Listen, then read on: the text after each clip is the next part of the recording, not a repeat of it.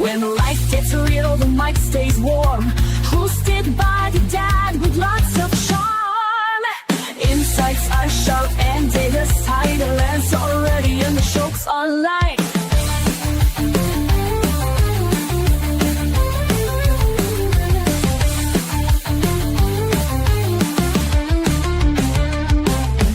Hot takes, real talk, keeping it true. From high school halls to podcast cues, live a little, learn a lot. Turn it up, this show is hot. Grab your coffee, let's get into it. No filter, no fluff, just real talk. Let's do it. Ready or not, here we go. It's time for Murph Man to start the show.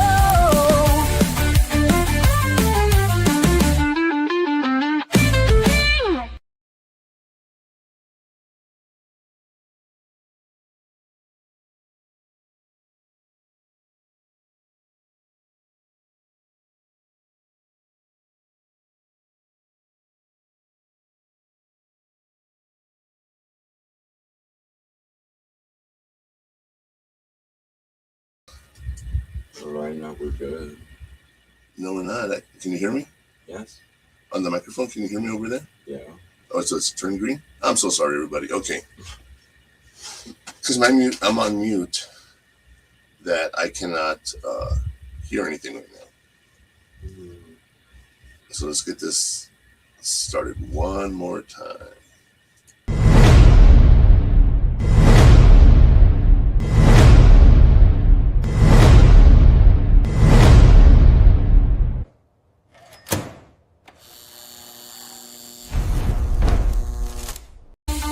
When life gets real, the mic stays warm. Hosted by the dad with lots of charm. Insights are sharp and data's tight. Lance already and the joke's online.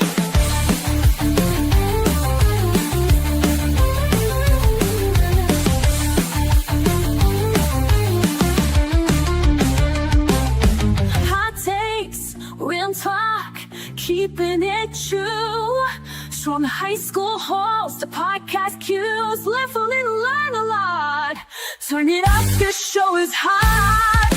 Grab your coffee, let's get into it. No filter, no fluff, just real talk. Let's do it. Ready or not, here we go. It's time for Murph Man to start the show.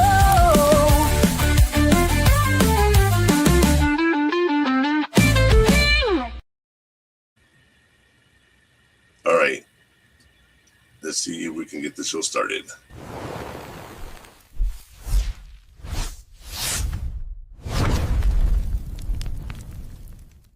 Stop doing unrehearsed presentations. It's actively hurting your leadership presence. Welcome to Hot Takes.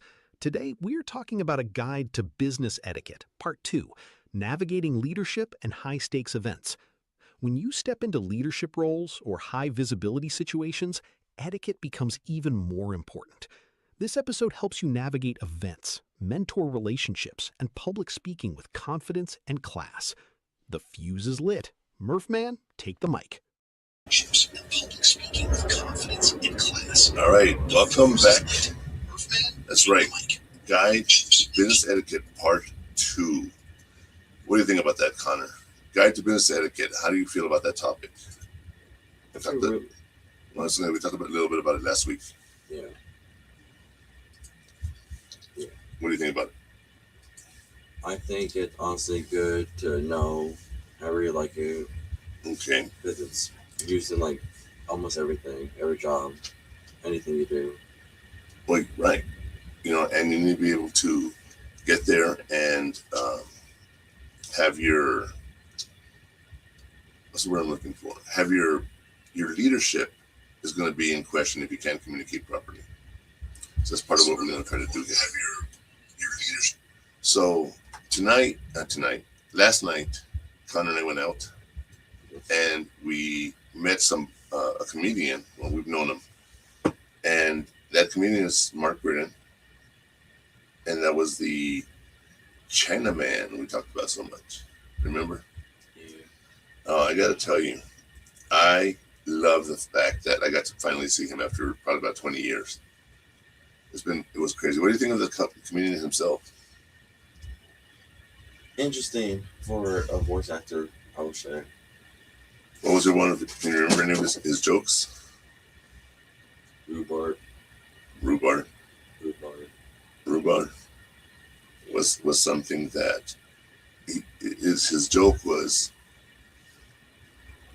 He went to his phone, and he says, I haven't come back to comedy in so long. I'm gonna read a joke. It's about rhubarb, and then never mind. But then throughout the whole show, he referenced that rhubarb for no reason. There was no joke. That was the whole point of it. I don't know if you caught on to that. No. You didn't catch on to that? Funny. What's that? Oh, that's being funny. Oh yeah, every time he brought it up, he meant to bring it up just to remind you that there's no joke. And then that's the joke, you know. We got him in after the show, and he is such a down-to-earth guy. Right, Connor? Yeah, I would say he's a chill guy. Honestly, he's nice. I didn't expect him to be more friendly. I don't know if that makes sense. You expected him to be more friendly? No, well, I didn't expect him to be friendly. Oh, okay. I told you if you wanted to go out with him afterwards, we probably could have. Yeah. But you weren't interested in that. I don't know why, but it wasn't your thing, huh? Mm-hmm. Your bag, your cup of tea. And yeah, so it's one of those things that last night I got to see the comedian, and he was funny. One of my favorite jokes is he imitates Schwarzenegger because he's a voice actor. And when he talks about, imagine Schwarzenegger playing Jesus. I'm walking in the water, right? But then he falls in the, he's walking in the water, and Peter says, I'll save you. He falls in the water, and Peter starts drowning, so Jesus, grab my hand. You know? And then as the joke goes on, he eventually gets crucified. And as he's up there, he says, I'll be back. That's one of my favorite jokes of his all time. That and Take Me to Dyer. Take Me to Dyer. What'd you think of that one? Funny. I thought he was singing the original song at first. So I started singing with him, and I'm like, this is not the song. For those of you who don't know, if you've ever been in El Paso here at Fort Bliss or here in the El Paso area, we have a street named Dyer, and it is partly famous because of the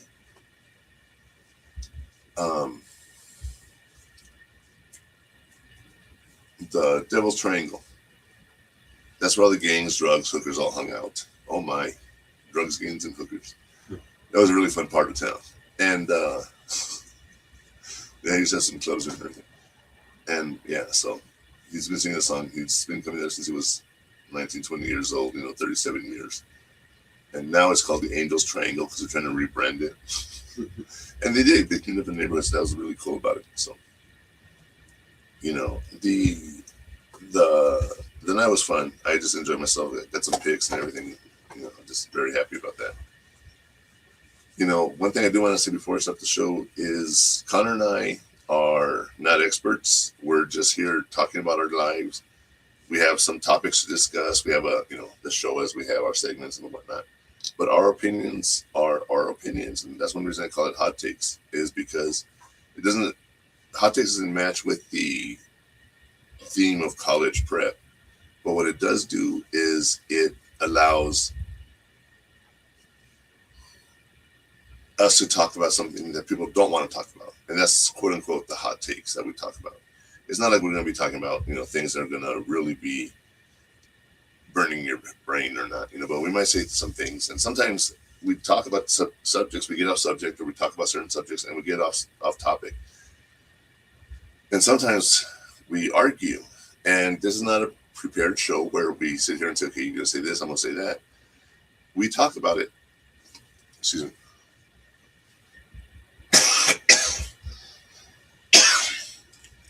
We don't talk about it ahead of time. We talk about it genuinely here, and our reactions are our true 100% reactions. So what you're getting is the real Murph Man and the real Connor. Don't Don't know if that's a good or a bad, but we'll see. And as far as our topic for today, we have Business Etiquette Part 2. Here we're going to be talking about your leadership styles, okay, and high stakes events. So let's go ahead and ignite that fuse.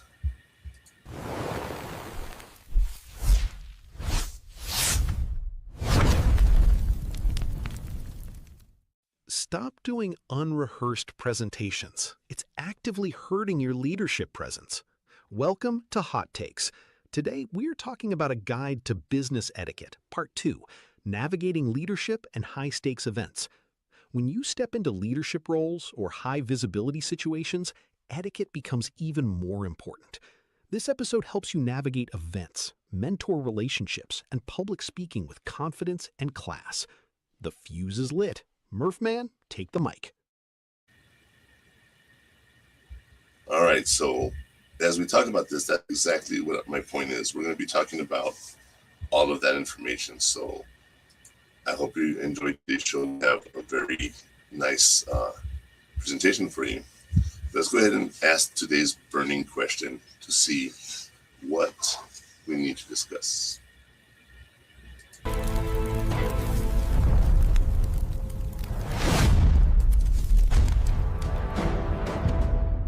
Let's settle this once and for all. Natural charisma or relentless preparation? Today's burning question is, what is executive presence? A, the ability to command a room with your voice. B, the combination of confidence, clarity, and composure that makes others trust your leadership. C, the ability to talk to a company's CEO. D, the ability to lead a team. The choices are on the table. Murph Man, what's the flashpoint? Nice.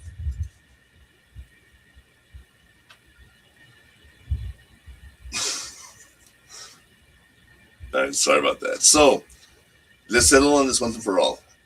All natural charisma or relentless preparation. What do you think is more important? What's the executive presence about, Connor? I think it's the combination of confidence, clarity, and composure that makes others trust your leadership. Let's talk about that real quick. The confidence and the confidence, clarity, and composure that make others trust your hierarchy.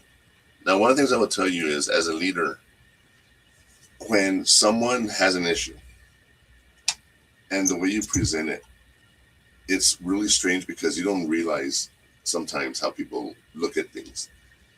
We weren't in a crisis for this example I'm going to give you, but the clerk at the school and I were sorting 1,600 report cards by name.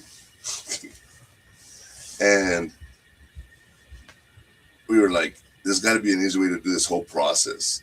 And we said, what if we do it by teacher? What if we do it by this? What if we do it by that? And when I went to my principal and I said, hey, what do you think should happen here? We have an idea. We want to bounce it off of you. And she says, that won't work because of this, this, and this. And we were like, you're right. Thank you. Now, what's funny about that is she had years of experience, more than us. And she already knew what works, what doesn't. Right? I was actually showing the clerk a faster way to file. I don't know if you've ever seen that. Like, you get a stack of papers and you put them A through L and M through Z in 2 stacks. And then you get the L through Z and you just put that into 2 stacks. L through R, S to Z, and you do that. And before you know it, they're all alphabetized. A lot faster. She wasn't actually impressed with that technique, but that composure that you have is so important, because when someone looks at you with a problem, it's the respect you can get or lose at that moment is so important. The personal example of mine, excuse me.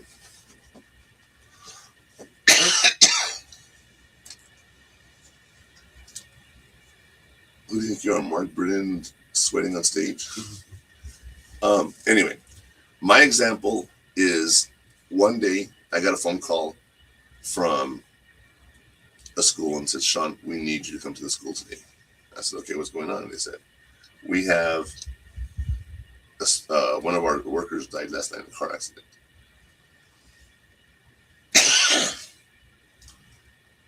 He was a very popular person in the Segundo Barrio. Everyone loved him. He lived there, and that's where the crash happened, so everyone got to see it. And she says, we need to come in and talk to the kids this morning. And I said, okay. So I get there. I walk into their office, and the counselors are like, we have more stuff going on. More? Like what? She says, we have a kid who was assaulted by his uncle last night. And we have a gang initiation this morning. And I said, well, that's easy. I'll call someone to help the kid. You already called for the police for the gang members. And here's what we're going to do today with the kids to help them cope with whatever we're dealing with the person who passed away. And the counselors were like, just like that, you have a plan? Sometimes it's experience, but it's also that composure, that clarity, that command of a room, that you have an ability to just take over the room. And I can do that, you know. And it was funny because in middle school, we have 6th and 8th graders. I did a presentation to them. It was about a 15-minute presentation to each grade level. Not one kid was disruptive to me. Okay. They had seen me in the hallways. They had talked to me. Some of my clients, but they all knew me. So when I went in to talk to them, everything went real smooth. You know, so carrying yourself in a professional manner is very important. But when you're a leader, you have to maintain that composure, stay calm. If you start freaking out, it's not going to work. And I've been described as the eye of a storm. Do you know why that's relevant?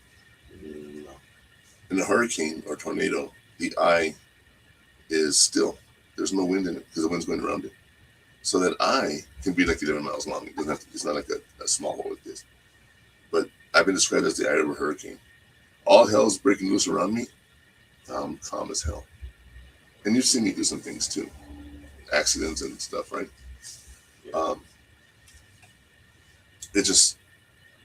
It comes with experience, comes with knowledge. But all the experience and knowledge in the world doesn't matter if you don't have the composure and the personality to take over, right? Yeah.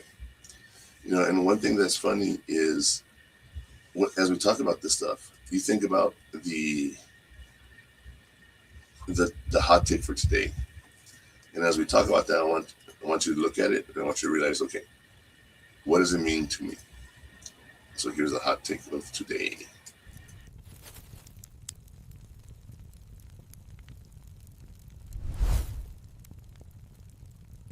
Everyone tells you executive presence is an innate trait, but the truth is it's a performance built on preparation.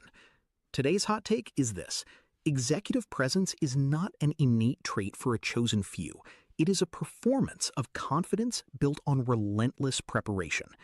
The most compelling leaders aren't the most charismatic. They are the ones who have rehearsed their message until the conversation is boring to them. Murphman, it's your turn to fan the flames. All right, so let's go over that one more time, all right? Today's hot take is executive presence is not an innate trait for chosen few. It's a performance of confidence built on relentless preparation.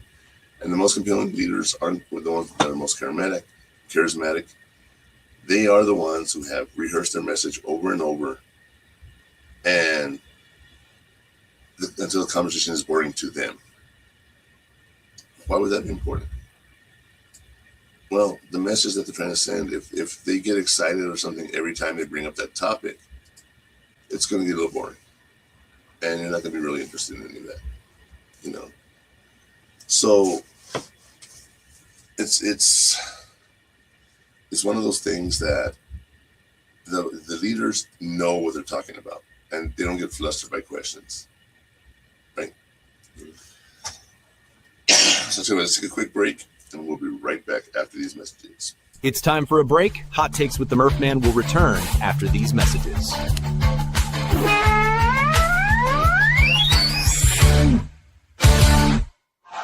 The station where our veterans' voices are heard. MBR Talk.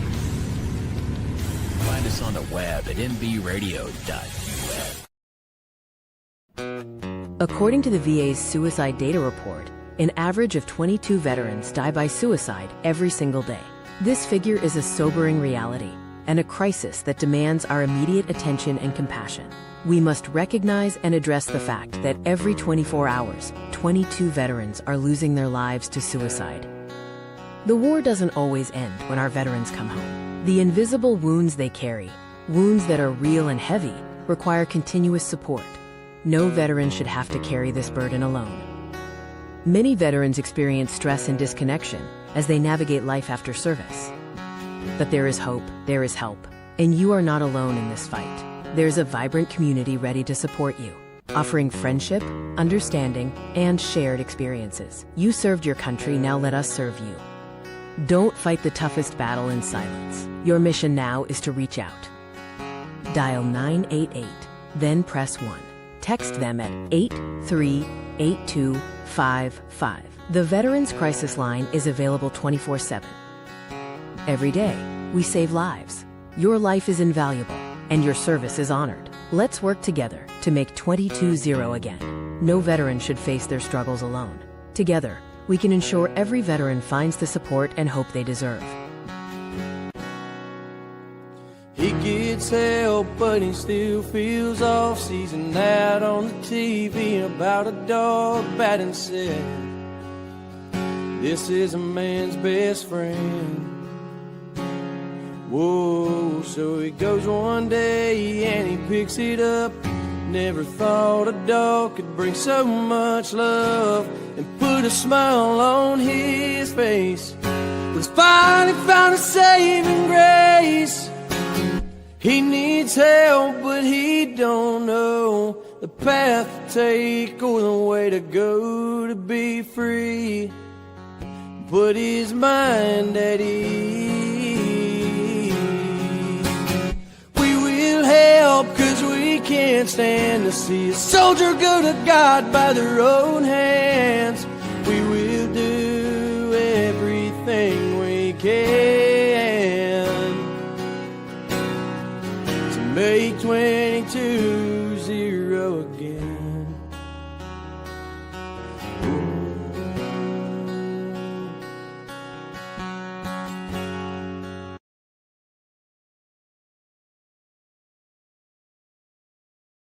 Military Broadcast Radio, the station that's giving veterans a voice.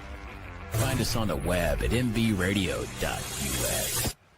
Opinions expressed in this program are those of the speakers and do not necessarily reflect the views or positions of any entities they represent. Find us on the web at mbradio.us. Before we get back to the show, we pause for something that matters to the Murphman deeply. He was inspired by Ryan Spencer's song, Make 22-0 Again. I'd like to remind you that help is always available, 24/7, 365. If you ever feel you need support or are in crisis, call 988 and press 1, or text 838-255. There will always be someone ready to listen. Remember, you are not alone. Yes, that's right. Help is always available. Always available, right? 988, press 1. So I think we need to get to the point where we need to identify our terms that we're going to be discussing in today's show in our Ding Down the Goal segment.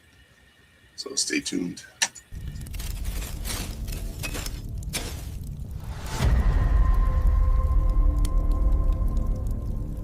The ultimate guide to leadership etiquette in 4 concepts. Before we dig in, let's clarify some of the key terms we'll be using today while laying down the coals.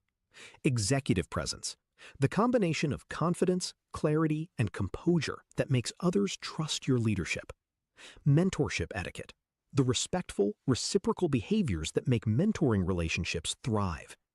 Event hosting, the art of making others feel welcome, informed, and included in professional settings. Situational mirroring, the skill of observing and matching the formal or informal communication tone of senior leaders in high-stakes environments. Now that the coals are laid, Murphman, let's discuss the foundation. All right, so the ultimate guide here is executive presence, the combination of confidence, clarity, and composure that makes others trust your independence. Mentorship etiquette is the respectful and reciprocal behaviors that make mentoring relationships thrive. Event hosting is the art of making others feel welcome, informal, and included in professional settings. And the last is situational mirroring, the skill of observing and matching the formal or informal communication tone of senior leaders in high-stakes environments. Let's talk about each one of these. We talked about executive presence already, the combination of confidence and clarity. It's not always competency, okay, but sometimes it's how well they can handle a crisis. And that's the combination of confidence, clarity, and composure. Notice doesn't say anything about knowledge there. Then you have the mentoring etiquette, the respectful, reciprocal behaviors that make mentoring relationships thrive. The respectful, reciprocal. That's the key word there. Goes both ways, from leader to employee, employee to leader. That make mentoring relationships thrive. All right. So respect the knowledge of the person training you. Respect the fact that the employees may not feel the same way as you. Event hosting, the art of making others feel welcome, informed, and included. You know, when I was doing trivia, one thing that I do is anytime anyone walks into the bar or the venue, I'm like, hey, new person, hey, what's up? Come on in, have a seat, play, whatever. And after a few times, the crowd will start doing it. And at this one bar, they have a ring a bell thing that we do. And I went in there and I did the thing. I do my thing where I greet people and everyone's ringing the bell. Very loud, very obnoxious, very interactive. Afterwards, the guy was like, that was really, really cool. I like the way you did that.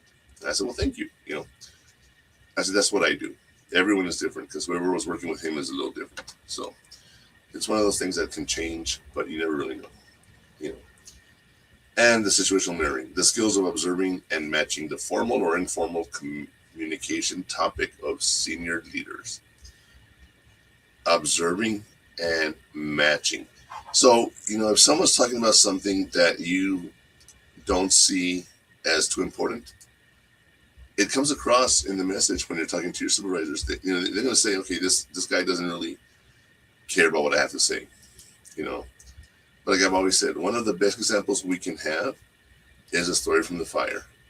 So let's go ahead and show you all today's story from the fire.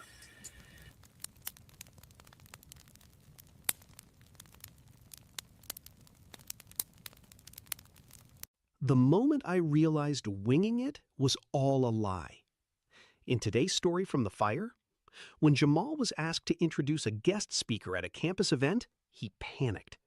But after preparing a short, thoughtful intro and practicing his delivery, he nailed it and was later invited to co-host a leadership panel. He learned that preparation is the key to confidence. That was a story from the fire. Murphman, are you feeling the heat? That is so true. That is so true. When you prepare to do something, that confidence comes across. When I used to do stand-up comedy, there were times where I tried to do jokes and people wouldn't laugh. And I tried to change the jokes. And it's not what I rehearsed. And I wasn't really good at the beginning of interacting with the crowd and changing up the style. With experience and a lot more preparation, I did a show for 45 minutes one day. And it was probably my best show ever. And unfortunately, I didn't record it. But it was a show that I knew was important. And I wanted to do my best. And I just treated it a little differently than every other night. Put a lot more work into it. And before I know it, there we are, doing the best show I ever had. And I had another show that I went for about an hour with a group of friends and visitors from out of town that all knew me. They all came to my show. So like this tiny bar, say it's 160 people capacity, 125 were my friends and family. And at that time, I did not prepare for it because I knew the topics I wanted to talk about and I knew what I was going to do, but I wanted to get the crowd involved. And I did. I recorded that show, and that's one of my best shows ever. I really, really enjoyed that show, and you could tell. But that confidence when you say something that everyone can relate to, you know, and that's the thing, like with comedians, when you're in El Paso, we were talking about, you know, everyone talks about Mexicans or Latinos or whatever, you know. I have those jokes too. Everyone has their own little jokes. Sometimes they're funny, sometimes they're not. Even though it's the same exact joke, it's just a different crowd. And having that different crowd sometimes affects you. So think of that as a leader with your employee. You can't treat every employee the same. You have to think differently and interact differently with each of those. All right? So be aware of that.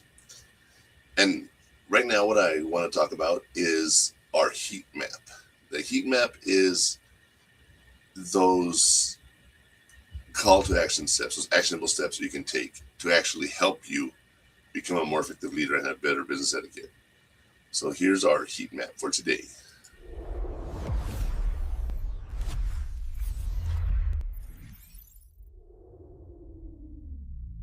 The 4-step playbook for mastering high-stakes events. The heat map will show you where to focus your efforts for the most impact. When hosting, greet guests at the door, clarify the agenda expectations early, and keep timing on schedule. In mentoring, show up with an agenda, ask thoughtful, open-ended questions, and explicitly express gratitude for their time. For public speaking, know your audience demographics, rehearse your delivery out loud, and focus on connecting over perfection. Active recall engagement. Test your audience's understanding during presentations rather than passively reading slides. The map is drawn. Back to Murphman for the next segment. All right, so 4-step playbook for mastering high-stakes events. When hosting, greet guests at the door. Clarify agendas, expectations early, and keep that schedule on track. By taking the time to actually stand at the door and greet people as they come in, you just make it a little more personable. You also make them a little more engaged because they talk to people. And like last night, when I went to go see the comedian, one of the things he says, he's a Chinaman, and one of his favorite jokes is he calls you my ninja. And so I saw him, I was like, Chinaman, what's up? And he's like, my ninja, how you doing? And we started talking real quick, you know, and but he was going around and just talking to people before the show, you know. And we got there an hour before the show because the tickets I had were the birthday tickets from the comedy strip, and you have to be there an hour early to guarantee seats. And I really truly got there at 6:40, and we had VIP seats, so we sat in the VIP section. They took our order. We got to eat and chill before the show even started, which was really nice. Our waitress just had to bring us drinks, and I was way better and take 2 more, whatever. And I don't know if you noticed, Connor, it's just real hot right now. He's not feeling too hot, or, you know, he doesn't feel hot, but he feels hot. And he had to go and do something. I don't know where he's at, but they had these fans in the room, and it cooled it down, luckily. And but being there early, we were able to eat.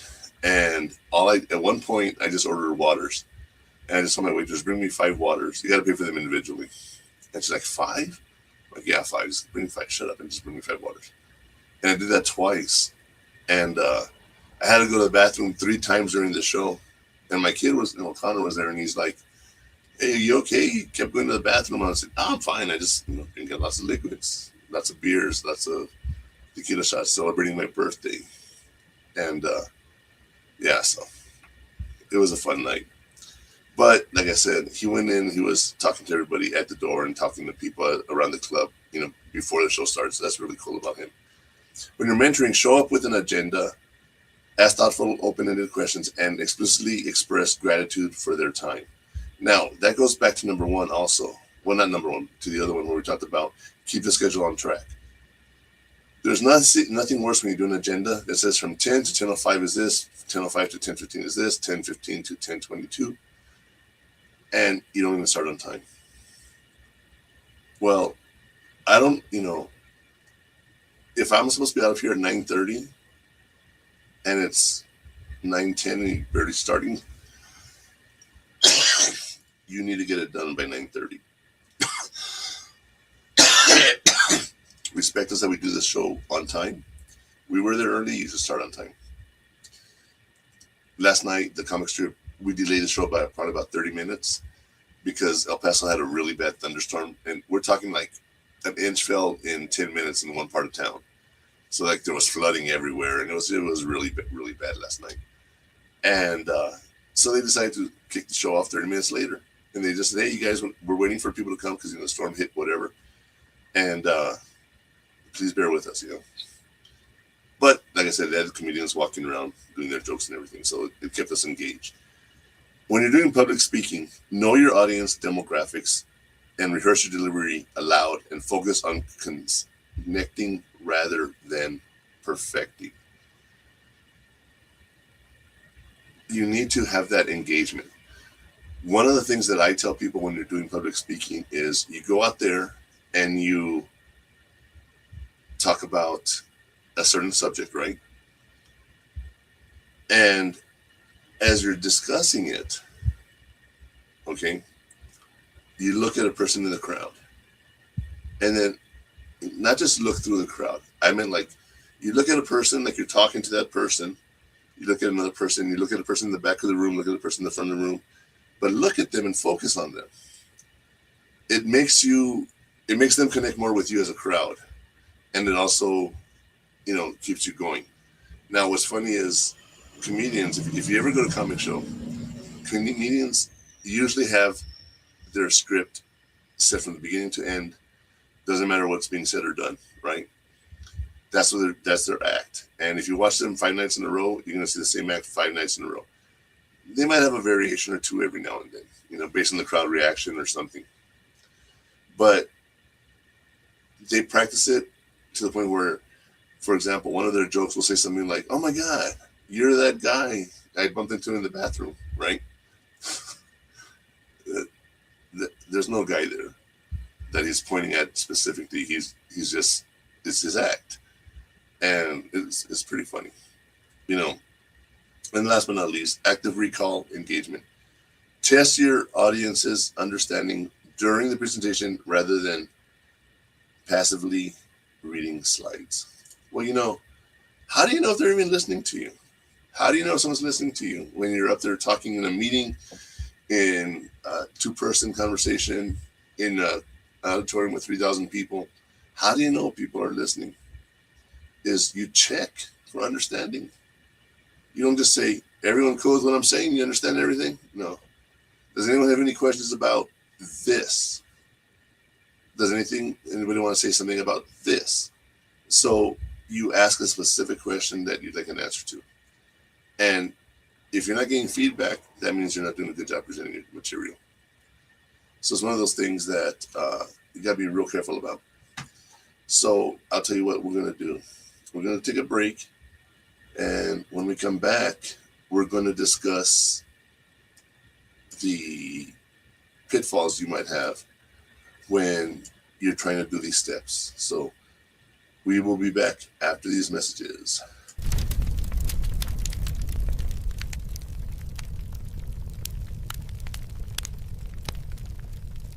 Don't make these 3 high-stakes mistakes that cost me my credibility. It's time for a break. Hot Takes with the Murphman will return after these messages.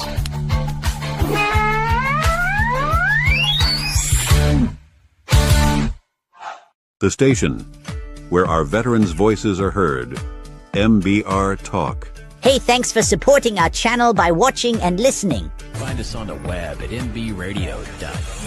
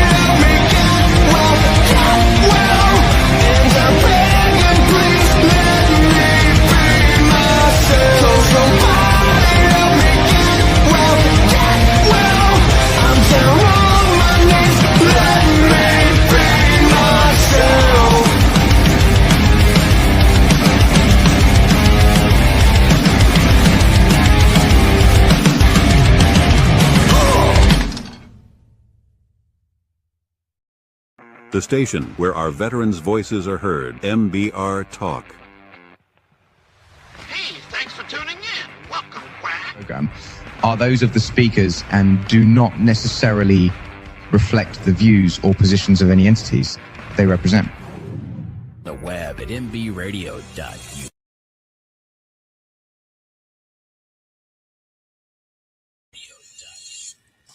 Let me tell you a little bit about MB Radio and Military Broadcast Radio. If you're a veteran and you want to start a podcast, come check us out.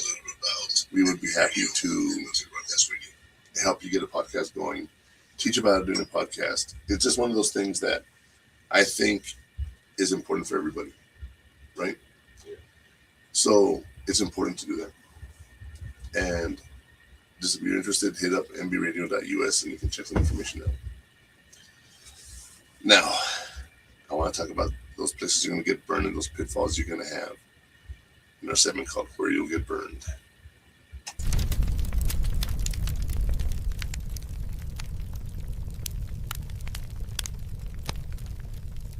Don't make these 3 high-stakes mistakes that cost me my credibility. Let's talk about where you'll get burned. These are some common pitfalls. Winging it. Failing to prepare and rehearse beforehand. A little preparation goes a long way toward protecting your composure. Making it about you. Focusing on your own performance instead of service and connection. Your primary job as a leader is to make others feel seen. Forgetting to follow up. Failing to send prompt thank you notes or next step summaries.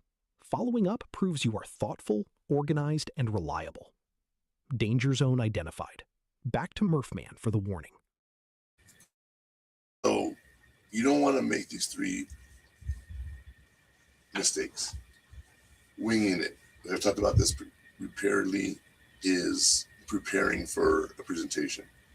Connor, have you ever had a situation where you were talking about something at school and you had to give a speech?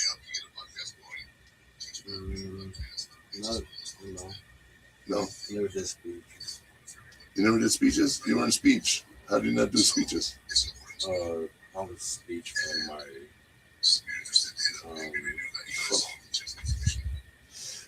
professional communication. Yeah. That's speech. Well, the class, I guess. Yeah. He had to do 8 speeches. That's true. Right? So how do you miss out on that? Yeah, like how do you miss saying, I miss all these speeches, I forgot I gave them. Well, it was kind of like a mess up, like a not professionally joke, I guess you could say. You winged it. Basically doing what I'm telling people not to do, right? Yeah. You know, there is a segment called impromptu speech where they give you a topic and they say talk about it. And it could be very random, like, all right, your topic is bananas, go. Right? So you gotta talk about bananas. If I told you that was the first thing you would say about a banana. I don't know. Well, start talking about banana. You got 1 minute to go. Like about any banana? Yeah, just talk about bananas. Bananas are yellow. They're the best fruit in smoothies. You can make a lot with bananas. Bananas and monkeys are equal. What do you mean they're equal? One monkey always has 1 banana with them. There was an They walk around with a banana? Yeah, Not always, dude. most of them. I've never seen a monkey with a banana in real life, ever. Really? Really. In real life, like in front of you. Yeah. Well, I don't think I have either. That's my point. It's good. So you're just making up stuff, right? You're winging it, but sometimes that's what you have to do. All right. If you give me any subject, make it as random can be. Pine cone. Pine cones. You know what's really cool about pine cones is when I went to the forest over in Ruidoso, I was able to collect pine cones and I made my own potpourri. I got certain woods, certain flowers that had a lot of scent to them, put them in a bowl, let them dry, and it scented the room. And the pine cones are really cool because you know how there's pine cones that are like very tight and they're very pushed together. Mine were very separate and they were open. It was really cool to see that because they had bloomed already and all the seeds were gone. You know. And the other thing is, when I was a kid, we would throw pine cones at each other when we were in the forest, like grenades. See, it's not the crime. What? Nothing. Why do you laugh? No, nothing. Did I catch you off guard with that story or what? No. What are you laughing about? Nothing. You're laughing about something. I don't know. All right. Don't make it about you. When I know I talk about myself a lot. I get that. When I'm doing a presentation, I try to use other examples besides myself. And also following up. If someone asks you a question or something, follow up with them. I met a lady one time at a bar and I talked to her about AI and everything. And she was so condescending to me, looking down on me and everything. And I was just like, wow, that's how you treat people. I sent her an email, like a summary of our conversation, telling her thanks for taking the time to talk to me. Didn't even reply to me. So when I see her again, do you think I'm going to give her the attention she needs? No. No, I'm not. But yeah, it's all of that is all part of that professional etiquette is don't wing it, prepare, follow up, and make it about the person you're teaching or talking to. Okay. If I do something wrong, tell me I'm doing something wrong. Right? Tell me how to fix it if I don't know how to fix it. But you can also say, all right, this is what happened. You were wrong because of these reasons.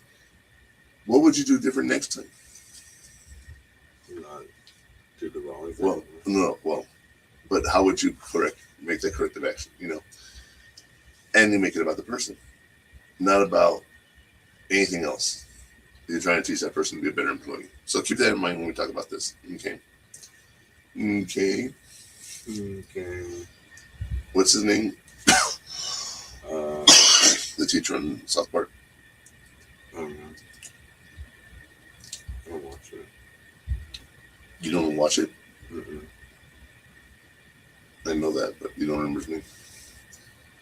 All right. Well, I'll tell you what. Since you talk about those pitfalls where you're going to get burned, let's talk about those heat shields that will help you protect yourself and avoid those pitfalls.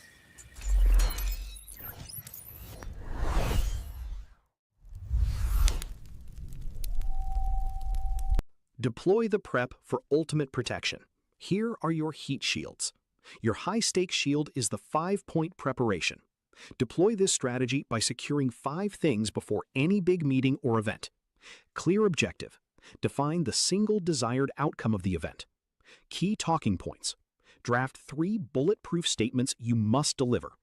Attendee context. Research the background and names of key stakeholders attending. Strategic question. Prepare one thoughtful question to ask senior leaders. Follow-up framework. Draft a template email ready to send within 24 hours. The shields are up. Murphman, what's next? All right, so we're back. Let's talk about those heat shields to help you prevent getting burned. We have a 5-point preparation and deploy the strategy by by the crew. This is sick. Hold on. My mouth is not working. By securing 5 things before your big meeting or event. 1, clear objective. Define the single desired outcome of the event. That's number 1. 2, key tasking points. Draft 3 bullet point statements you must deliver. And I don't know if you notice when I do my show, most of the time I have 3 bullet points, 3 to 4. Attendee context. Research the background and names of stakeholders attending. Okay. Strategic question. Prepare your thoughtful question to ask senior leaders. If you're in a huge meeting where there's 100 people, not everyone's going to get a chance to ask a question. But if you do get a chance to ask a question, it's nice to be prepared and have that question ready to go. And follow up. Draft the template email ready to print out or send out within 24 hours. Okay.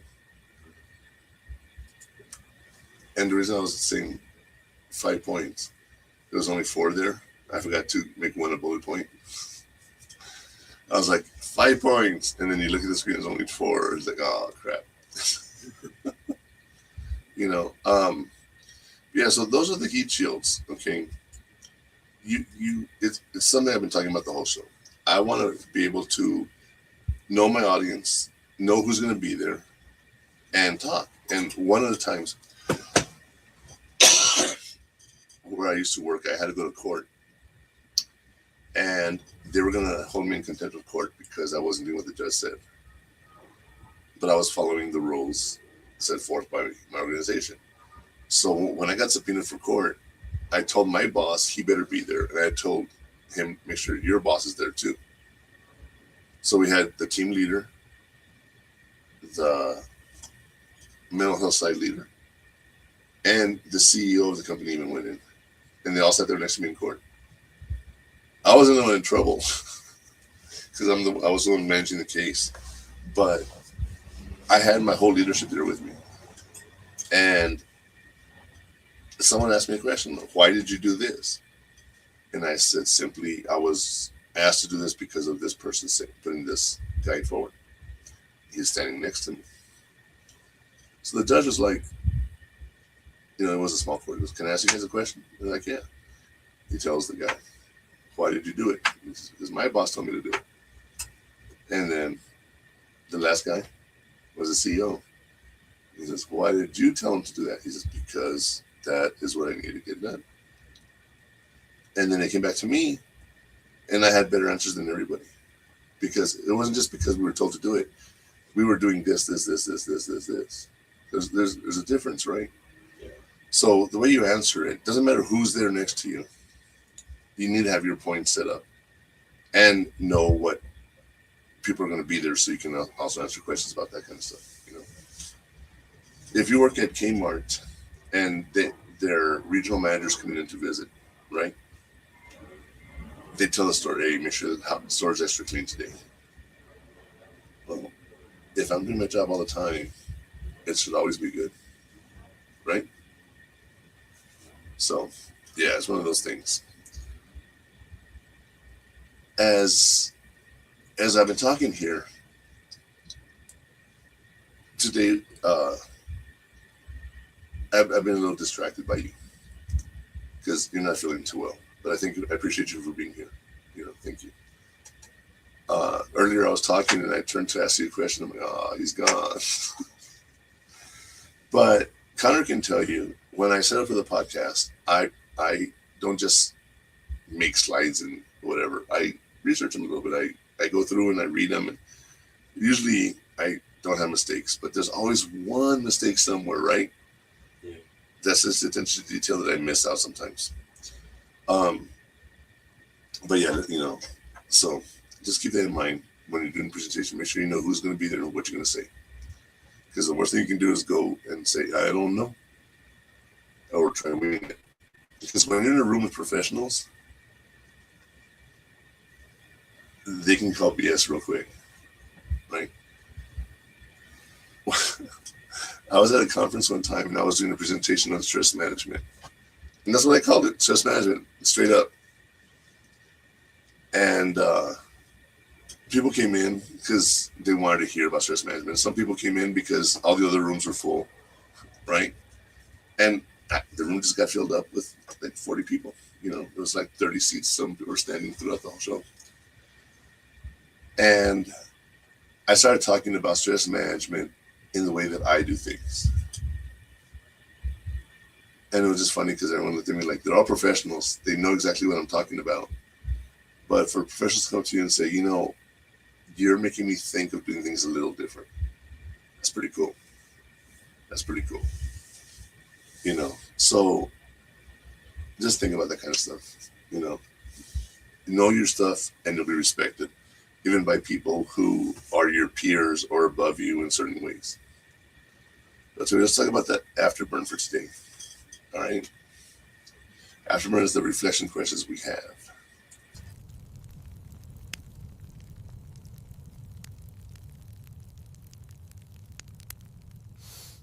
Reflect on your presence before stepping into the room. In today's Afterburn, here are 4 questions for you to reflect on. How do I want to be perceived in high-stakes leadership moments? What's one upcoming event I can prepare for right now using the 5-point framework? Who can I learn from by observing their executive presence in meetings? How can I transition my feedback-seeking behavior from reactive to proactive? Reflection complete. Murphman, time for your final thoughts. All right, so let's go over these slides or these points again. How do I want to be perceived as a high-stakes leadership moment? What do you want people to take away about you in that meeting? Do you want everyone to walk away going, wow, he really explained it in a way we understood? Do you want people to say, what the hell was he talking about? Do you want people to say, I never thought about it that way, right? And one of my favorite things I did was there was a presenter that talked about McDonald's, and he pulls a burger out of the McDonald's, he pulls the fries, he pulls out a Coke, and then he looks and goes, there's no straw in here. He goes, oh, there it is. And then he pulls out the straw that's 4 or 6 feet long from a little bag, right? And I said, I want to do that joke. I want to do that joke. And I've never done drugs in my life. Ever, ever, ever, ever. And I say that because one of my jokes is, my mom told me to stay away from drugs. Yeah. So I pull out the straw from my pocket. This helps me stay away from drugs, because it's like longer. Right? You get it? Yeah. You know what? You know me.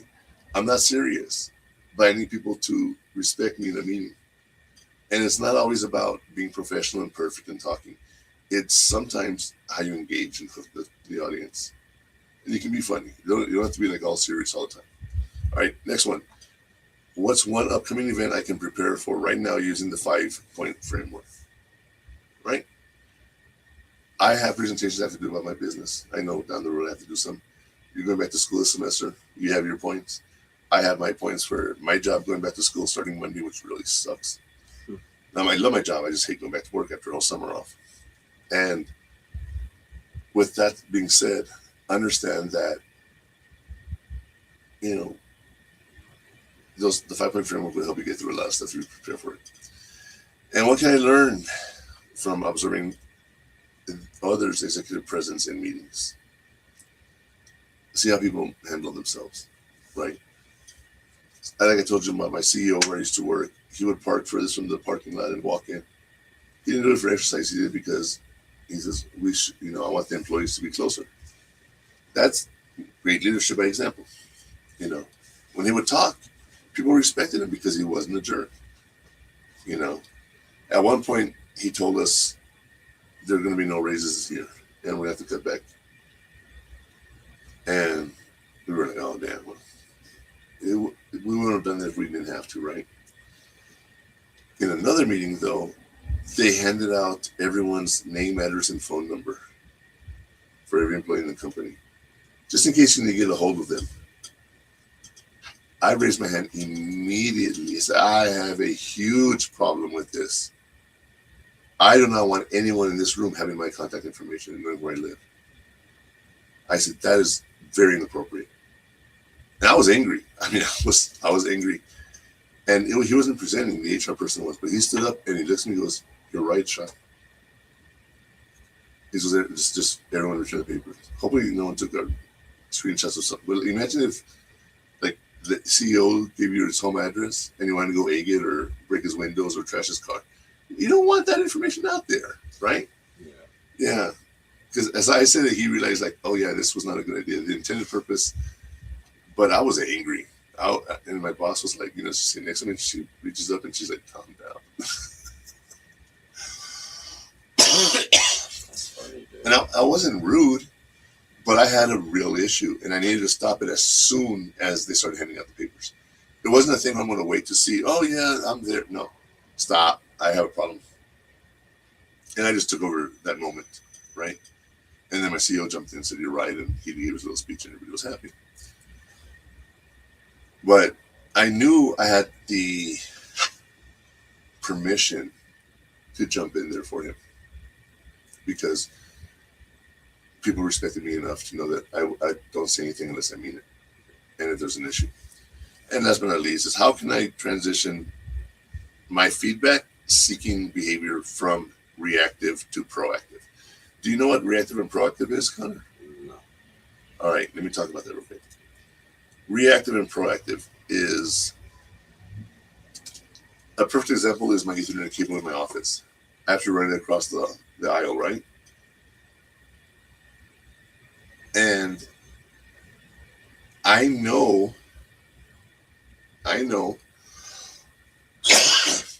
that you're going to have problems crossing during the day, right? Yeah. Reactive is you trip on it. I say, hey, careful. You're going to trip on the wire. It's too late. You already did it. Proactive is saying, hey, careful. There's a wire there. Don't step on it, right? But even more proactive is removing the wire. And that's one reason is this extender I got here.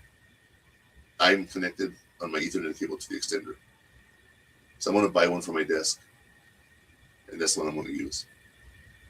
Like that, the wire doesn't have to cross over. Yeah. That's worth $5 to me a month. $60 a year. $360 for while you're in college and living with me. And at that time, you can leave and I can have the wire wherever I want. Anyway, all right. So that's the afterburn. Those are the reflective questions we talked about. We're going to take a break, and when we come back, we're going to talk about the digital inferno and how technology can help you in these situations. It's time for a break. Hot Takes with the Murphman will return after these messages.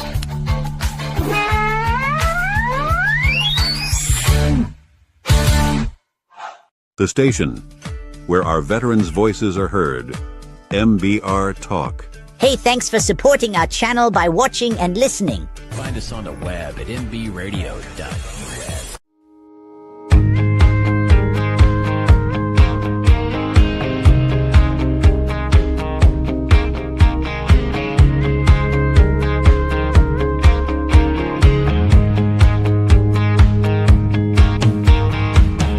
Bar stools, cigarette smoke, where the dive bar band's playing all the wrong notes. Them dollar bills still hanging on the wall. This ain't no place for her kind at all. She had them red bottoms on in this blue collar town. There's only two reasons why girls like her come around. She either took a wrong turn back in Austin, or she's looking for love cause she lost it. We were two flames burning, red wine and bourbon, leaning on each other for a little southern comfort, just trying to set the mood right under the neon moonlight. She was chasing that freedom, love a man, leave him, trying to make her mine by the end of the night. I'm a good line away from her number, trying to keep her from being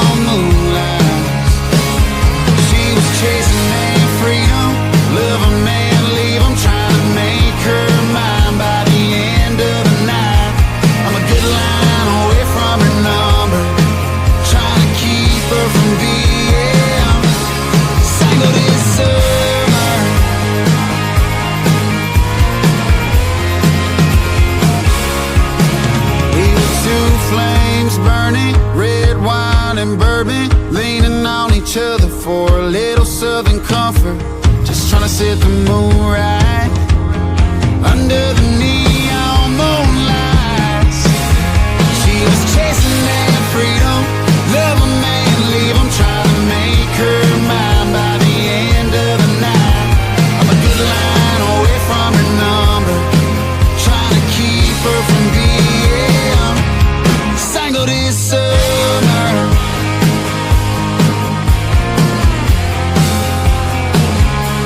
Single this summer.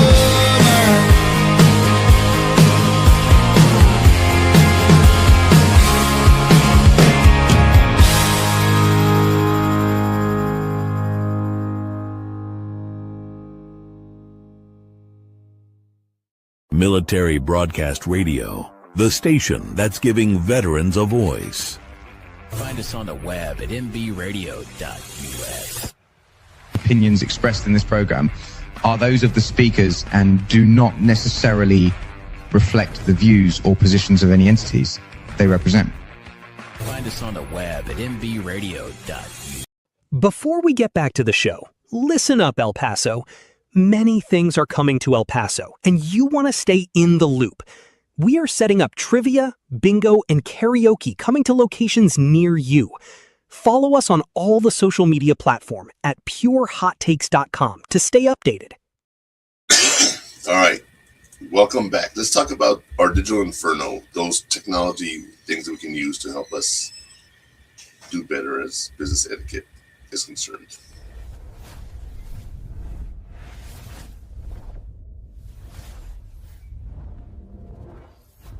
Automate your post-event follow-up. High-stakes events require immediate, professional digital follow-up. Use LinkedIn immediately after an event to send personalized connection requests to key leaders you met, referencing a specific point from your conversation. For presentations, host your deck on cloud services like Google Drive or Notion and send the link via email within 24 hours. Furthermore, utilize AI tools like Grammarly to check your tone and conciseness, ensuring your post-event messaging projects polished executive presence. The Inferno is digital. Back to Murphman to talk about the segment.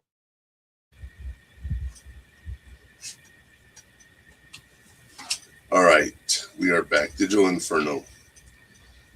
Connor and I are looking at some stuff, and we just got a package delivered. Can you open that package for me real quick, Connor? Right now. Yeah. Right now. I want to show you what it is. And then I thought there was another package that was delivered yesterday that's not out there, or so he says. And I'm like, what? How do you open this? Here.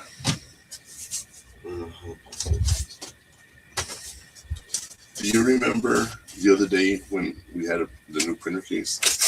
Yeah. And you had to tear down the sides? Yeah.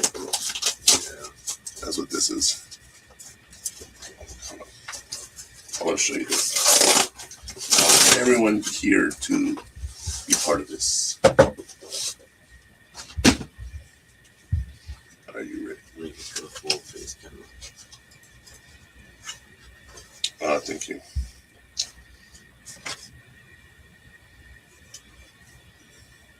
None. Maybe I got them. This one's closed.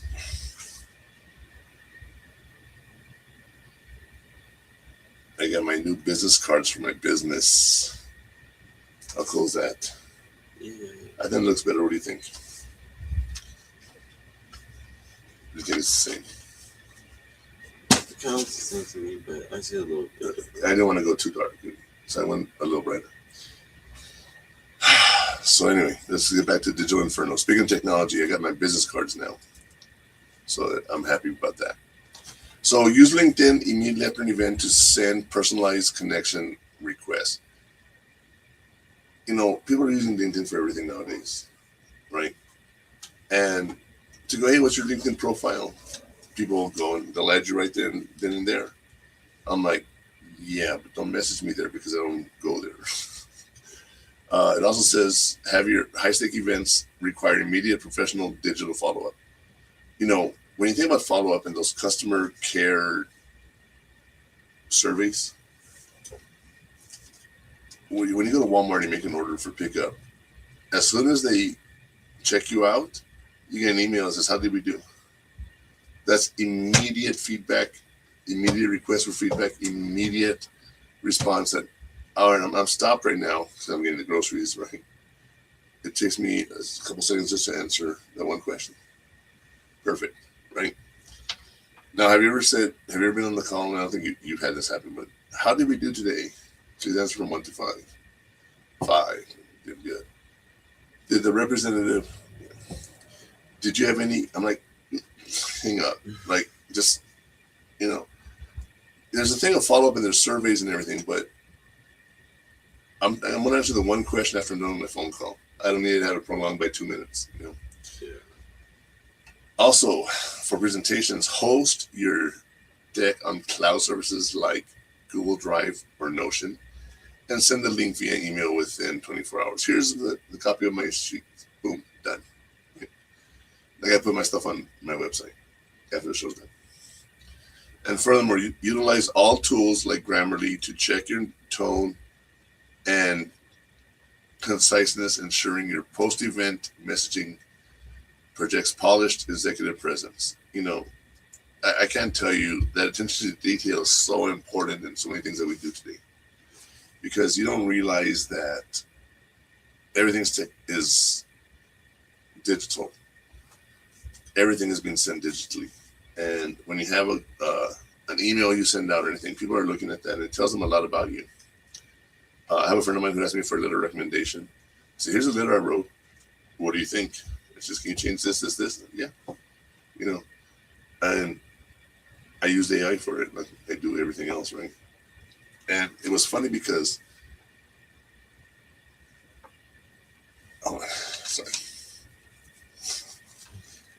it was funny because I use AI for everything. And I paid $100 for Google Ultra. Okay. Now my business is paying for Google Ultra. I can't use it for personal stuff. I mean, I can deduct 90% of whatever. So I think I'm going to get another Google plan for $20 a month, for $15, $20 a month. And that one I can use for personal reasons. You know, do I want to spend that money? Not really, but I need Google for me. Right? But using AI,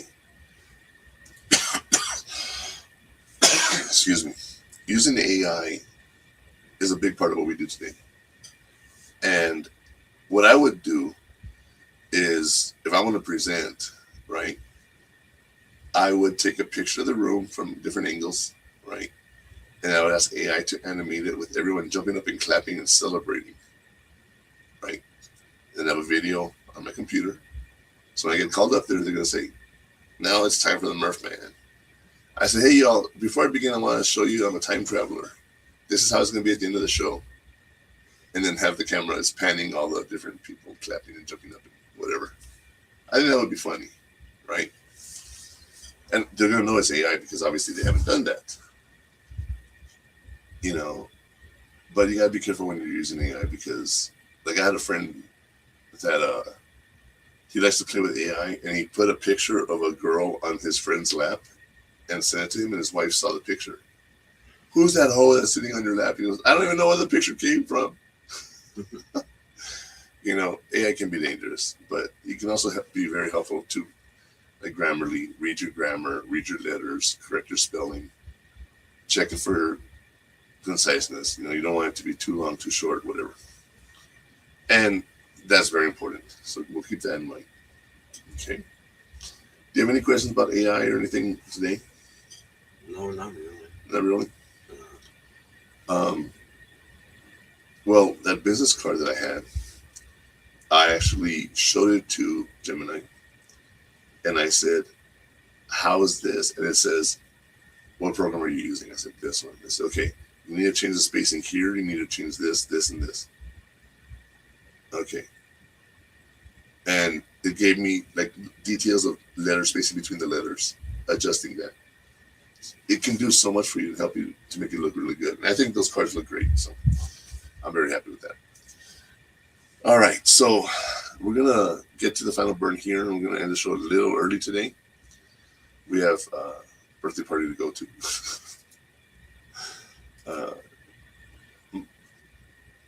My niece has the same birthday as me. And we're celebrating it today. So you guys stay tuned. We'll be right back. It's time for a break. Hot Takes with the Murphman will return after these messages.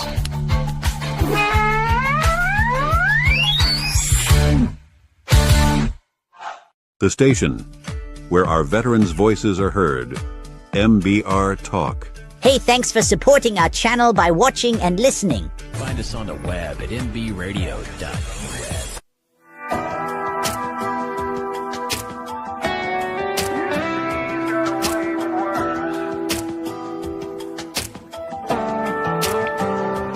She's from Alabama, a quarter red-handed, drinking whiskey on Saturday night.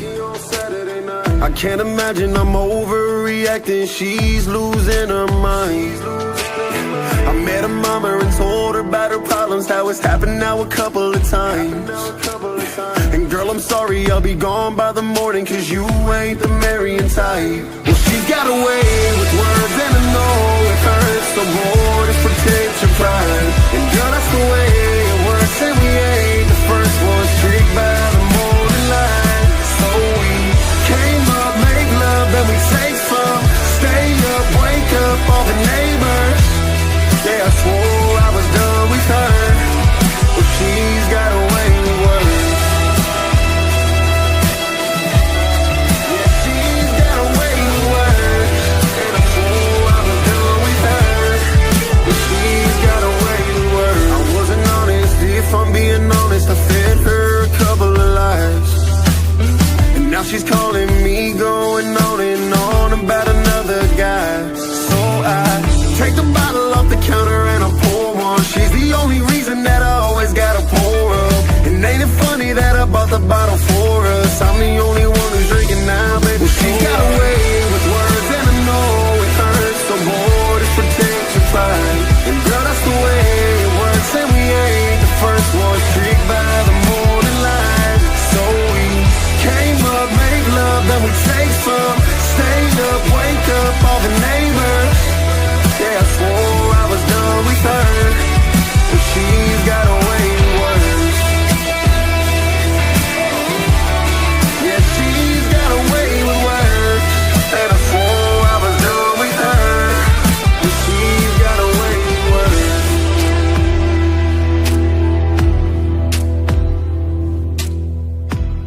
Yeah, I swore I was done with her, well, she's got a way with words. Military Broadcast Radio, the station that's giving veterans a voice. Find us on the web at mbradio.us. Opinions expressed in this program are those of the speakers and do not necessarily reflect the views or positions of any entities they represent. Find us on the web at mbradio.us. All right, we are back. Today's final burn. Let's get to that.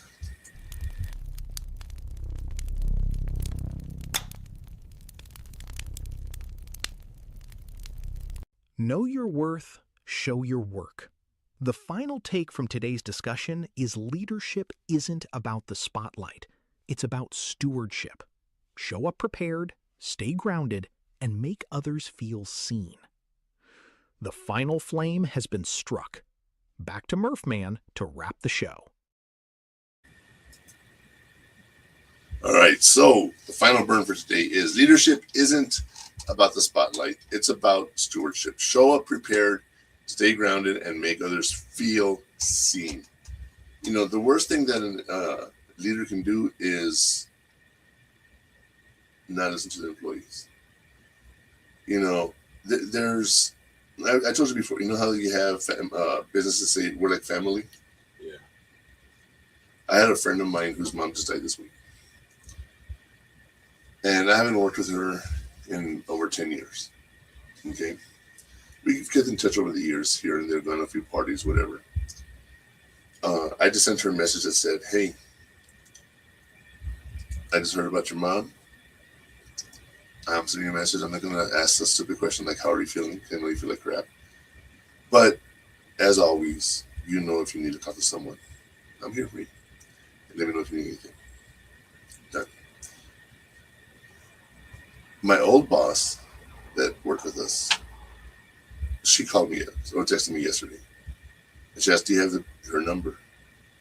Well, I didn't message her, right? I don't know if she wants to stay in touch with us or not, right? But she messaged me and asked me for the number, and I gave it out. Normally I don't give out phone numbers, but I know that one is okay to give out. And it was funny because, like I said, this boss who hasn't really probably kept in touch with us as much as we would like to, friend-wise, right? But she takes time out of her day to call my friend and check in on her.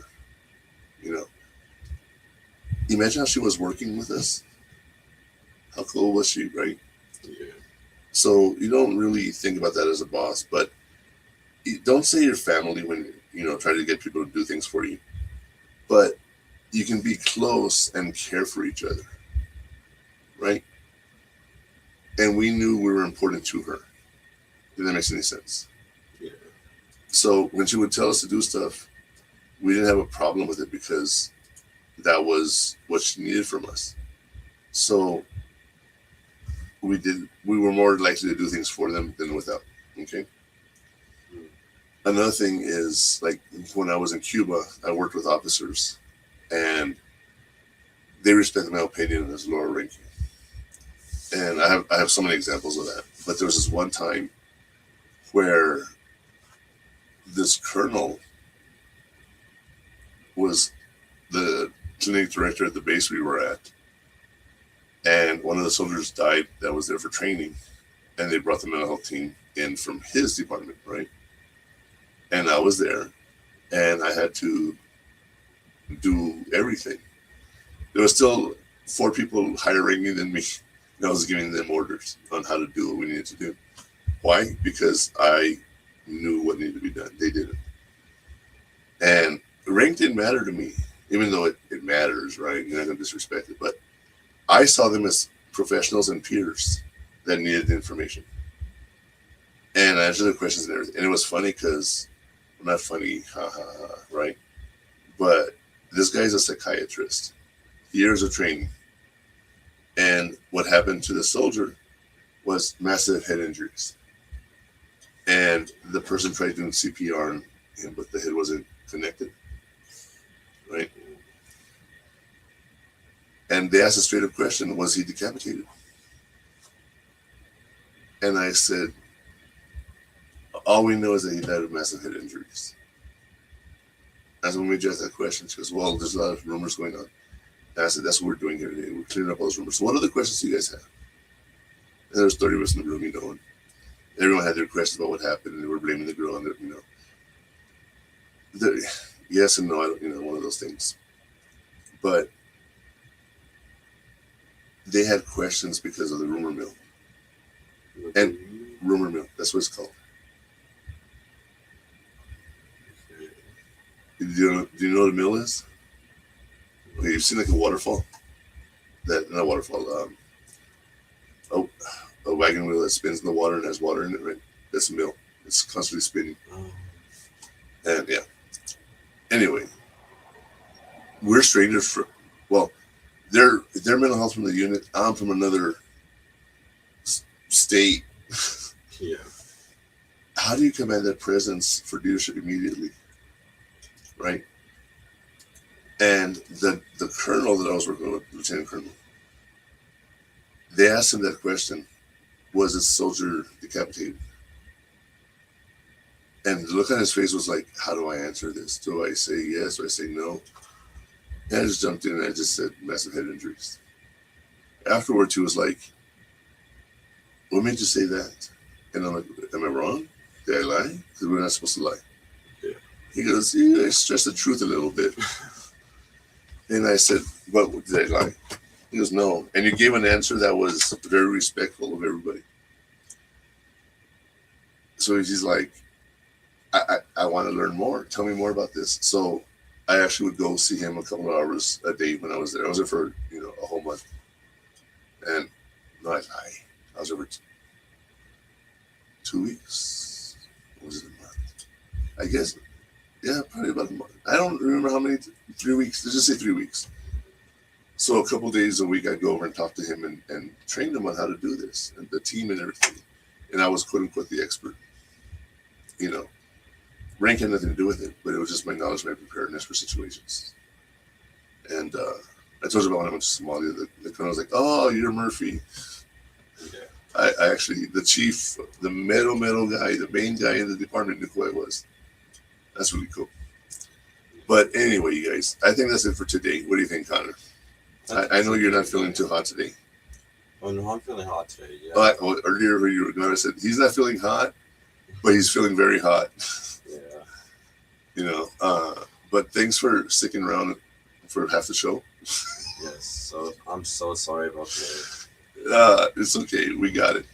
I don't think, it was a big deal. I was able to keep doing what I'm doing.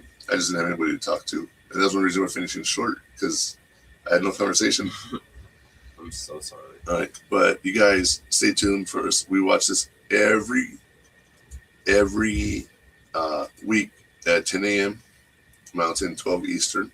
So if you're interested in watching us, stay tuned. And for now, just one more commercial break, and then we'll go to end the show. Before we wrap up, here's a reminder. Hot Takes with the Murphman streams live every Saturday at 12 p.m. Eastern with Military Broadcast Radio. At mbradio.us, we give veterans a voice and help them launch their own podcasts.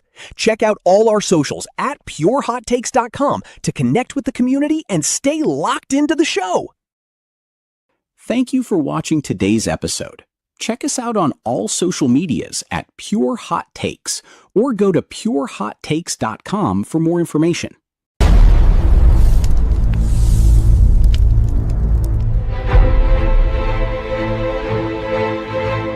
That's a wrap on this episode.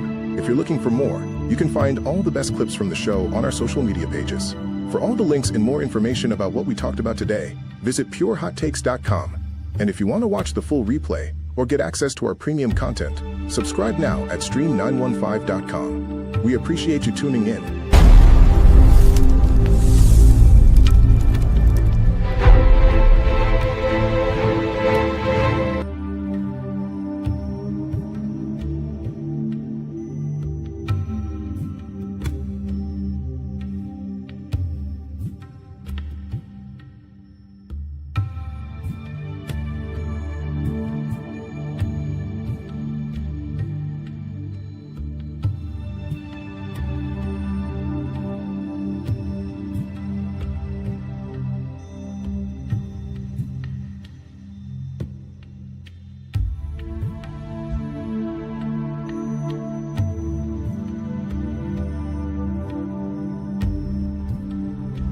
Ladies and gentlemen, thank you for tuning in to Military Broadcast Radio.